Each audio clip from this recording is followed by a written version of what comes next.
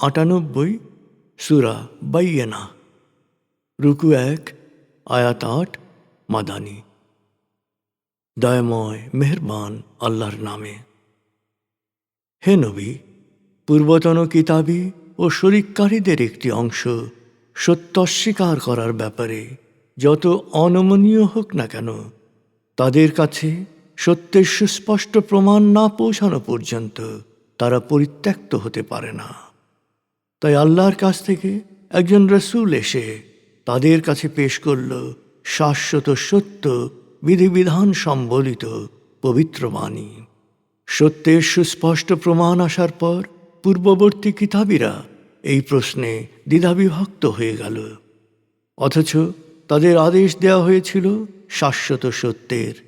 সকল মিথ্যা পরিত্যাগ করে বিশুদ্ধ চিত্তে একনিষ্ঠভাবে শুধু আল্লাহর ইবাদত করো, নামাজ কায়েম করো, যাকাত আদায় করো। আর এটাই সত্য সঠিক চিরায়ত ধর্মবিধান বা নৈতিক বিধিবিধান। নিশ্চয়ই সুস্পষ্ট প্রমাণ পাওয়ার পরও পূর্ববর্তী কিতাবী ও শরিককারীদের মধ্যে যারা সত্য অস্বীকারে অনড় থাকবে, তারা জাহান্নামের অগ্নিকুণ্ডে নিক্ষিপ্ত হবে এবং সেখানেই থাকবে চিরকাল। নিশ্চয়ই ওরা সৃষ্টির অধম।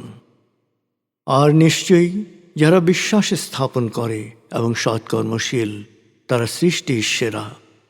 এরা মহান প্রতিপালকের কাছ থেকে পাবে তাদের সৎকর্মের পুরস্কার, স্থায়ী জান্নাত, যার পাদদেশে থাকবে প্রবহমান ঝর্ণাধারা। তারা সেখানে থাকবে চিরকাল। আল্লাহ তাদের প্রতি সন্তুষ্ট আর তারাও আল্লাহর প্রতি কৃতজ্ঞ। এই পরিতৃপ্তি তো তাদের জন্যে যারা আল্লাহ সচেতন ও আল্লাহর বিরাগভাজন হওয়াকে ভয় করে।